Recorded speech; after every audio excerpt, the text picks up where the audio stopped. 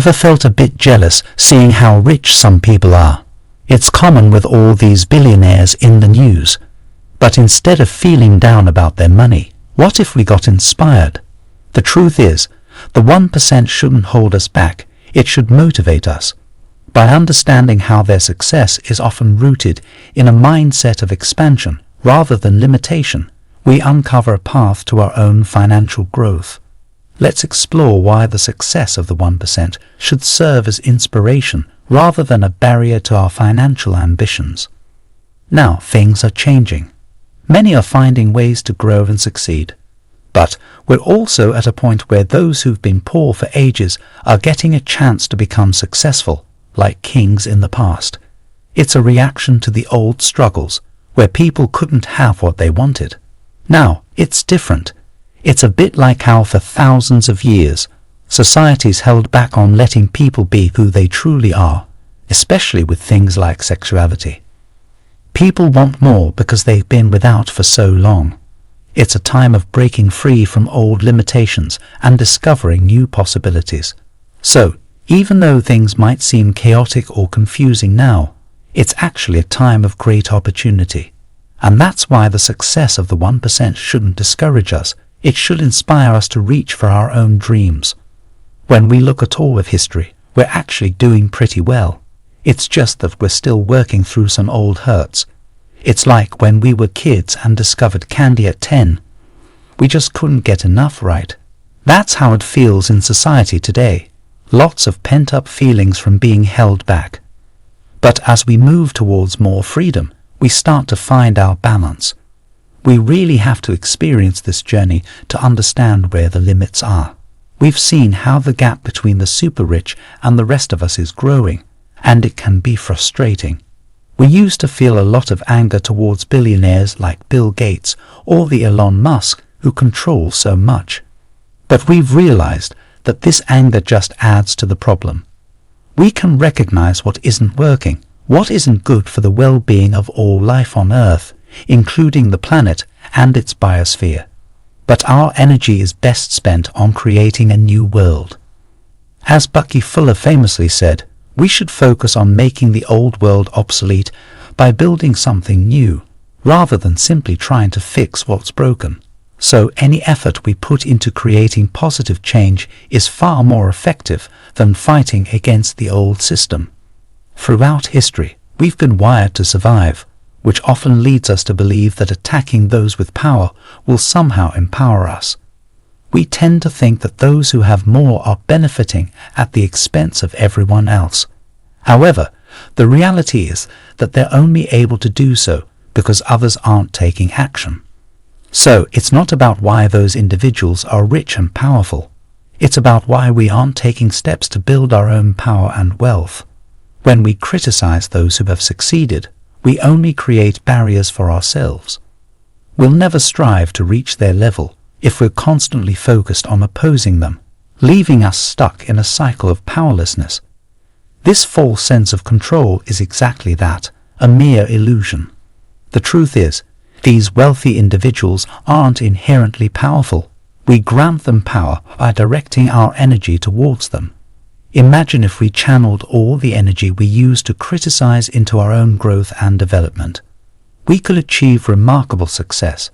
However, our society, influenced by religious beliefs and societal norms, often paints the wealthy as our enemies. In reality, we inadvertently contribute to their success by not pursuing our own aspirations. These wealthy individuals, who may seem distant from the struggles of survival, have simply embraced the opportunities available to them. The wealthiest individuals in the world never focused on mere survival.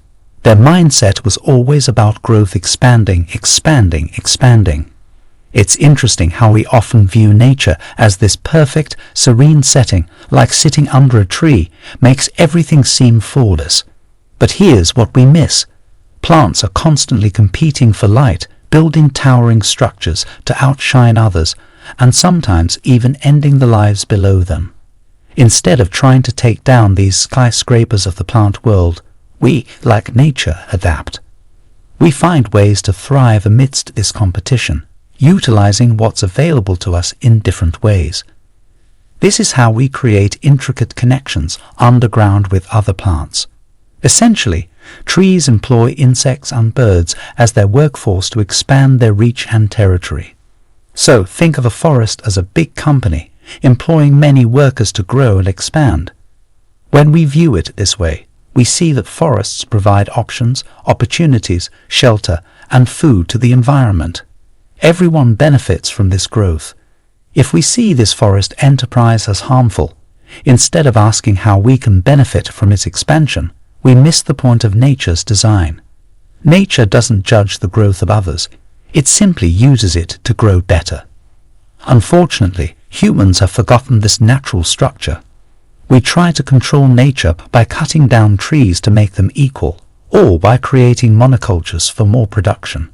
However, this harms insects, birds, and the natural balance. True nature isn't about cutting down, it's about working with expansion in a balanced way. So, when we focus on attacking the biggest tree, we miss out on the opportunities it offers for growth. We don't see these wealthy individuals as villains.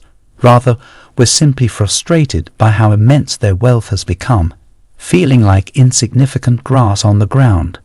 But let's remember, grass covers the entire planet, while forests do not. This constant battle we feel is created by our own ideologies, straying from the natural flow of things. We often forget that we are part of nature too, and this idea that nature is flawless can sometimes blind us to our own place within it. And this ongoing conflict we have amongst ourselves doesn't really help us evolve into a conscious, harmonious society, much like a forest. Instead, it keeps us locked in a perpetual struggle to prove who's better, which ideas are superior, and who is taking from whom. The only reason the top 1% holds most of the wealth is because the rest of us, the 99%, often see ourselves as lacking, as powerless. We inadvertently give them this power. So we don't blame anyone for this. It's more about taking responsibility. We must take charge of our own growth, both inwardly and outwardly, to progress. We should find nature to be a great analogy for understanding our inner selves and how we relate to the world around us. It's about shifting our perspective, especially when we see others succeed in similar fields or industries. If we constantly compare and compete, we end up draining our own energy. It's about recognizing our unique qualities and finding our own path forward.